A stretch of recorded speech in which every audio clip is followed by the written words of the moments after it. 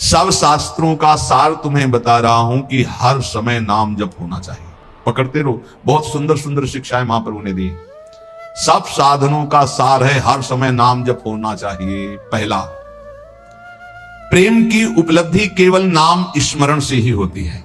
सेवक जी महाराज कह रहे प्रेम मूल यह नाम है, प्रेमी रसिक जपत यह नाम, प्रेम मगन निजुबन विश्राम। नाम स्मरण सर्वश्रेष्ठ सुख का साधन है। नाम स्मरण प्रेम उपलब्धि करता है। बस समझना यह कि नाम स्मरण कैसे बन के किया जाए। प्रेम प्राप्ति के लिए सबसे पहले साधु संग करना अत्यंत आवश्यक है। साधन है नाम स्मरण। नाम स्मरण की पूर्ति, नाम स्मरण करना, नाम स्मरण बढ़ाना, नाम स्मरण बचाना, यह साधु संग से होता है। शास्त्रों में ढूंढो तो हर बात का आपको प्रमाण मिलेगा। श्री ध्रुवदास जी कह भजन न होई संग बिनु, भजन बिना नहीं प्रेम। भजन के बिना प्रेम नहीं होगा, भजन बिना साधु संग के नहीं होगा।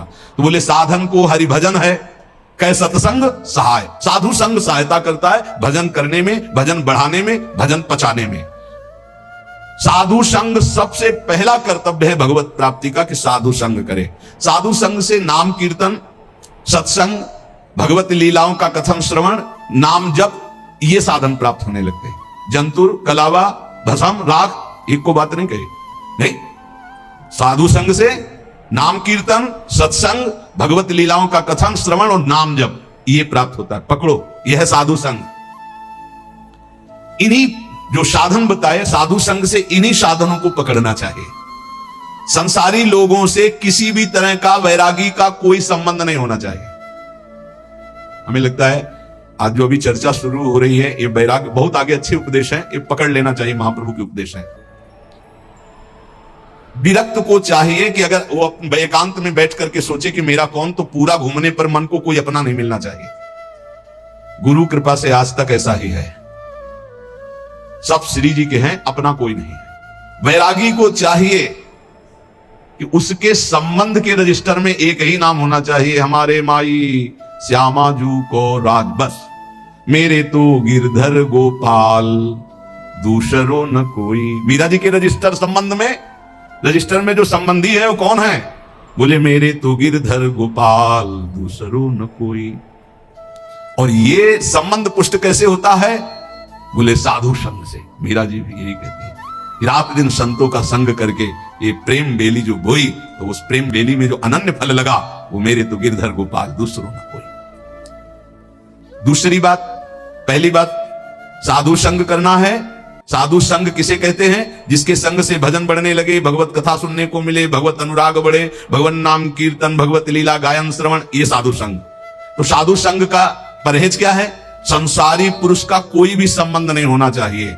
अगर तुम्हारे हृदय को ऐसे राउंड लगाकर जांच करना हो तुम्हें, तो देखो तो एक ही जगह निकले कि हमारे माई श्यामा जू को राज। श्यामा जू के सिवा, जैसे महाप्रभु हरिवंश चंद्र जू कह रहे, मेरे प्राणनाथ श्री श्यामा शपथ करो तृण छिए, कसम खा के कहता हूं श्यामा जू के सिवा हमारा कोई नहीं है। ये बात हुई। अब दूसरी बात है, संसारी लोगों से किसी भी तरह से बात करने का अवसर ना देना। प्रपंच की बातें नहीं। बोधियंता परस्परम का आदेश है भगवान का, मेरी चर्चा करो परस्पर बैठकर, और जहां प्रभु की चर्चा से संसार की तरफ जाने लगे, उठो चल दो। दूसरी आगे की बात, किसी भी वैष्णव को यह नियम पक्का ले लेना चाहिए कि ना किसी की निंदा करेंगे, ना किसी की निंदा सुनेंगे। दिमाग में लिख लो, चाहे रजिस्टर में, बहुत जरूरी है, नहीं तो भजन छीन हो जाएगा। महाप्रभु कह रहे हैं ना किसी की निंदा करेंगे, ना किसी की निंदा सुनेंगे, ये नियम ले लो। बड़े बड़े ऋषियों ने इस बात के लिए सावधान किया कि दूसरे की निंदा नहीं करनी, दूसरे की निंदा नहीं सुननी। इन बातों का सदा ध्यान रखते हुए बचना कि कभी किसी की निंदा मत कर देना। दूसरों के गुण दोषों का कथन करने वाला उपासक बहुत बुरी तरह भ्रष्ट हो जाता है।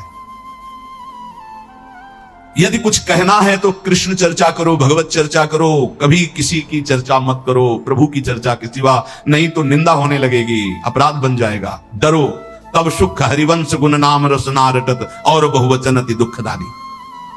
कोई कितना भी अवगुणी हो, उसके अवगुणों की चर्चा मत करो। तुम्हें तो अपना हृदय निर्मल करना है। तेरे भावे जो करे भलो बुरो संसार, नारायण तू बैठ के अपनो भवन बुहार। देखो ध्यान से सुनना, चाहे कितना बड़ा कोई ज्ञानी हो, ध्यानी हो, जपी हो, पंडित हो, जहां उसने किसी की भी निंदा का वाक्य मुख से निकाला वही पतित हो जाएगा, गिर जाएगा, भ्रष्ट हो जाएगा। निंदा ऐसे होती है कि यार वो तो बहुत सुंदर बोलते हैं, ऐसा है वैसा है, अच्छी अच्छी बातें निकलते हैं, पर जो है उनको ऐसे नहीं, वो जहां पर लगाया तो तुम्हारे पर लग गए, उड़ जाओगे। किसी के भी दोष की वार्ता ना करो, एक भी दोष चर्चा ना करो। महाप्रभु के जो दोष चर्चा करोगे तुम्हारे हृदय में दोष प्रवेश करके तुम्हें नष्ट कर देगा। ये अनुभूत बात है, अनुभूत बात, ये अनुभूत। दोषों के परमाणु बड़े सूक्ष्म होते हैं। जब तक तुम दूसरे की निंदा नहीं करोगे, दोष वर्णन नहीं करोगे, मान लो दोष दर्शन हो गया पर वर्णन नहीं किया तो वो नष्ट हो जाएगा, तुम्हें फांस नहीं पाएगा। लेकिन जहां तुमने दूसरों के दोषों का वर्णन किया, निंदा की, तहां तुम निंदनीय बन जाओगे, तुम्हारी निंदा होने लगेगी। ज्यों ज्यों तुम दूसरे की निंदा करोगे त्यों त्यों अच्छे परमाणु नष्ट होते जाएंगे, गंदे परमाणु बढ़ते जाएंगे। हृदय की पवित्रता, सरलता, सच्चिरता और ज्ञानार्जन, भजन, सद्वृत्ति सब नष्ट हो जाएगी और मोह का साम्राज्य हो जाएगा, अज्ञान का। डरो, बहुत खतरनाक खेल है। भक्तन की निंदा अति बुरी, भूल करो जिन कोय, कि सुकृत बहु जन्म के चिन्ह में डारे खोए। इसलिए वैष्णव का परम धर्म है कि वो किसी की कभी भी निंदा ना करे और ना सुने। अदोषदर्शी वैष्णव होता है।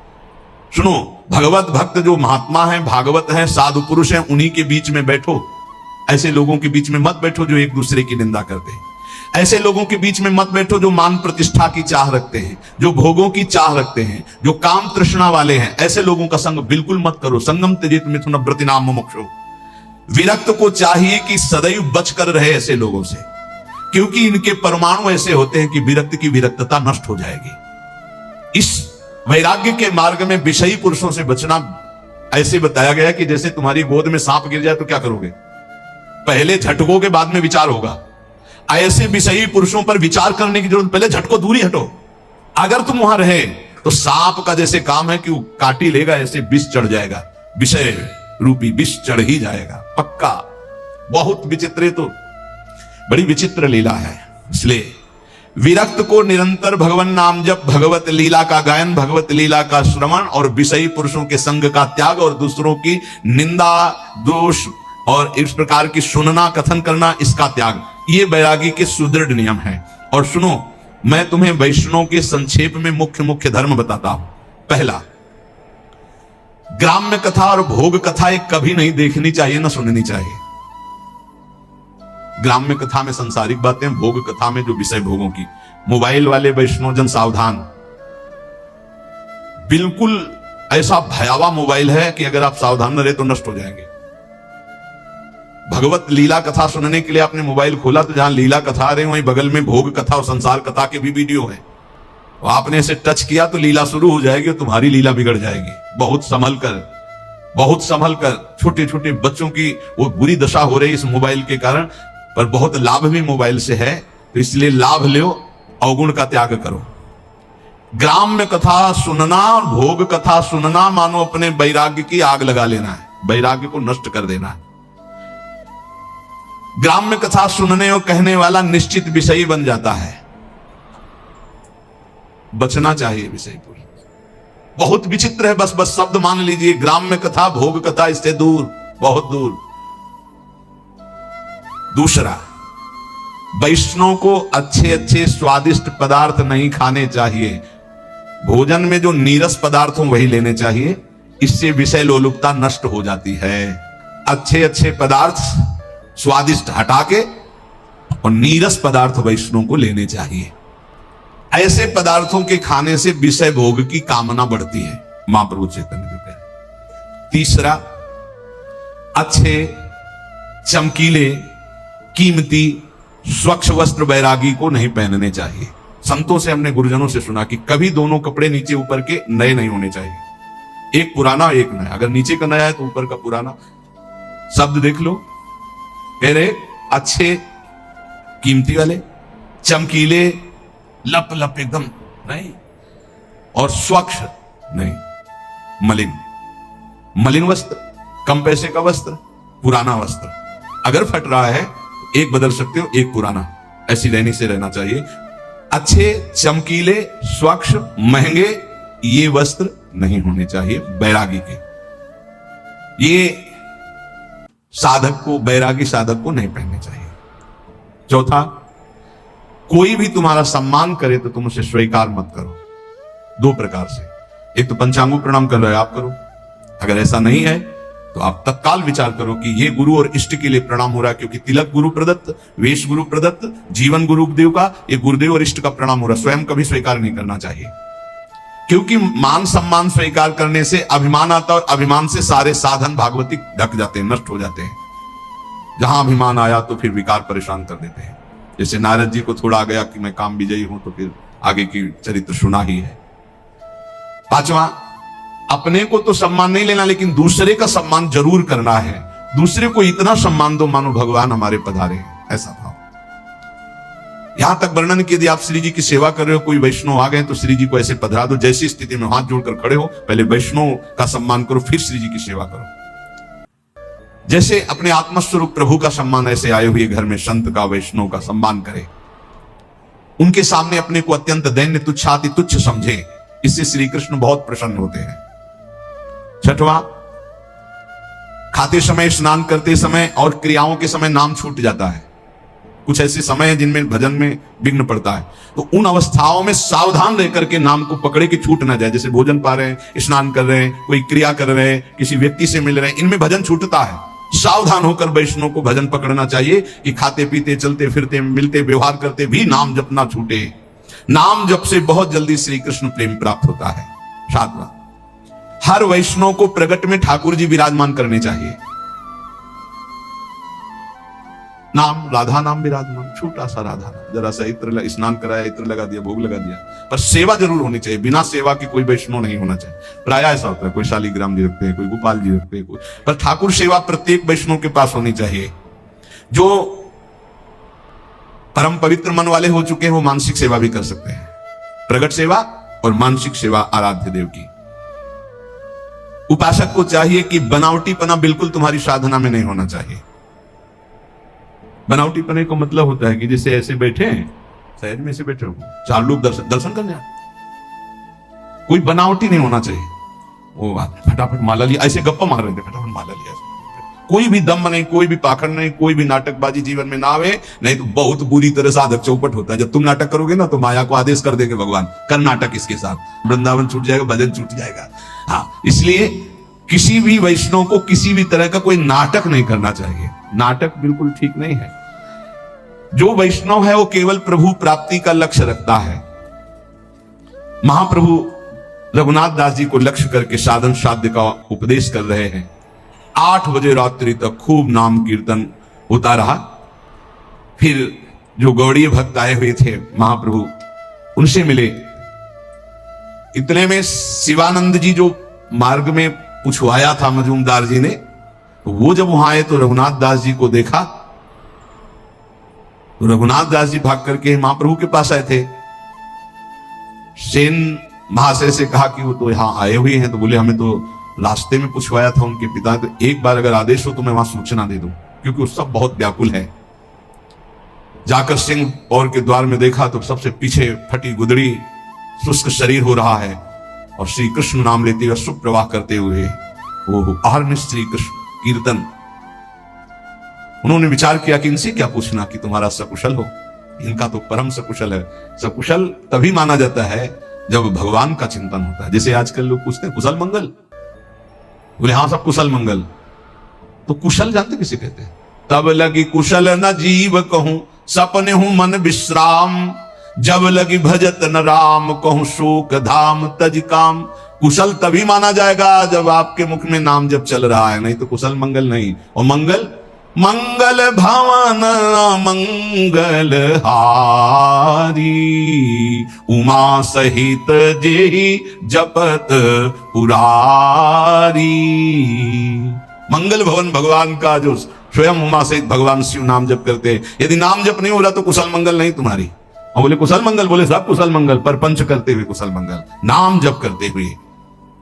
सेवक ने तत्काल पत्र लिखा, शिवासेन ने पत्र भिजवाया जगन्नाथपुरी से कि आपका पुत्र निश्चिंत रहिए, महाप्रभु की कृपा से यहां विराजमान है, पर जो स्थिति है वो तुम सह नहीं पाओगे। रघुनाथ दास सिंह पौर द्वार पर खड़े होकर भिक्षान जो मिलता है उसी को पाते हैं, और किसी से कोई और सुख सुविधा नहीं लेते। जब उनके माता पिता के पास पत्र पहुंचा तो हाय हाय मच गया कि अरबों खरबों की संपत्ति और बेटा भीख मांग रहा है सिंहपौर द्वार पे। माता तो मूर्छित हो गई है सुनकर के कि कैसे मेरा रघु जीता होगा। पिता ने अपने पुत्र के लिए तत्काल 4 रसोई नौकर सब 400 स्वर्ण मुद्राएं साथ में, जाओ रोज रसोई बनेगी, अच्छे से अच्छे पदार्थ मेरे रघु को, अगर वो बैरागी बन के रहना चाहता है तो ऐसे रहे। हर माता पिता की ऐसी व्यवस्था। रसोईया जगन्नाथपुरिया 400 स्वर्ण मुद्राएं और कई रसोइये कई नौकर। अब सुविधाजनक सुंदर भोजन बनाकर, और सेवक ने कहा कि 400 स्वर्ण मुद्राएं भी लाए हुए रघुनाथ दास जी से कहा आप सुखपूर्वक रहे। रघुनाथ दास जी ने कहा एक भी मुद्रा नहीं। रघुनाथ दास जी ने सोचा जब रसोईया आया है तो ये सुंदर भोग बनाकर महाप्रभु की सेवा हो जाए।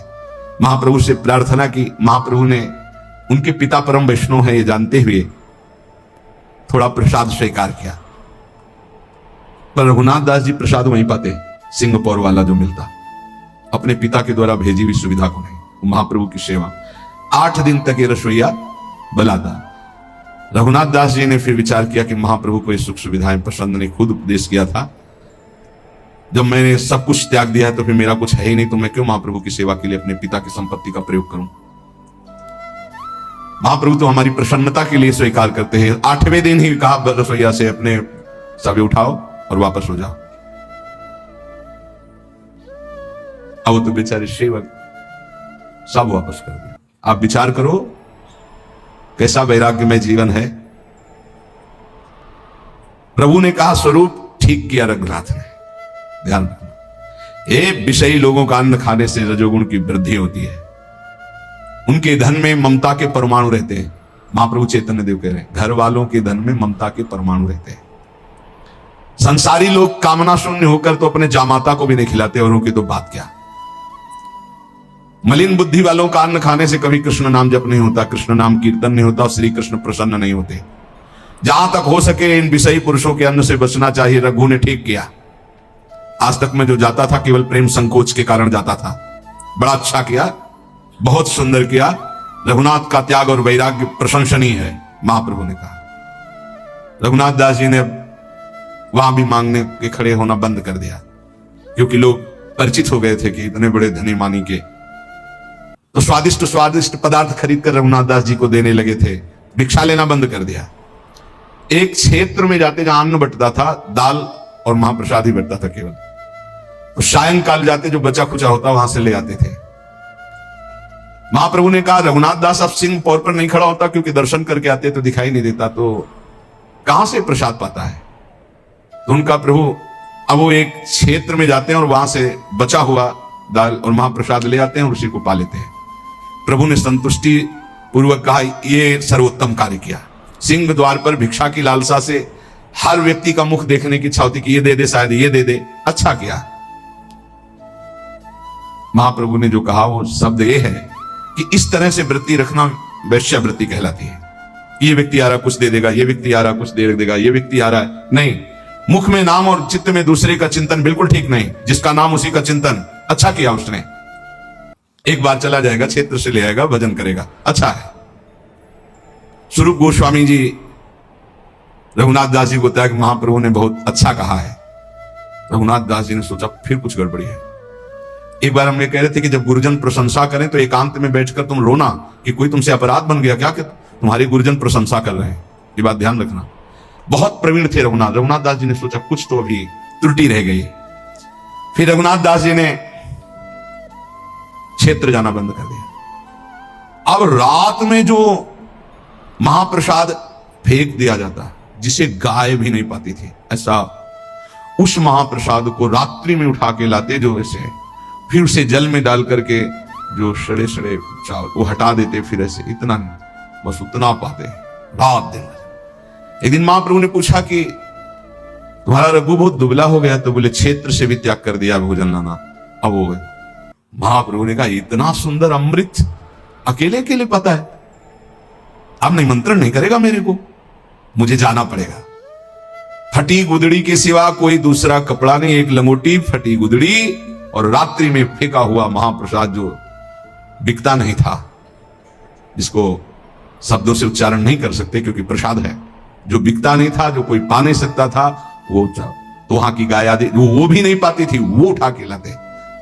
तब का ओहो, निष्किंचना अवस्था इसी का नाम है। जो जिह्वा को संयम में कर लेता है, जो सहनशील है, जो तितिक्ष है, वही बैरागी है।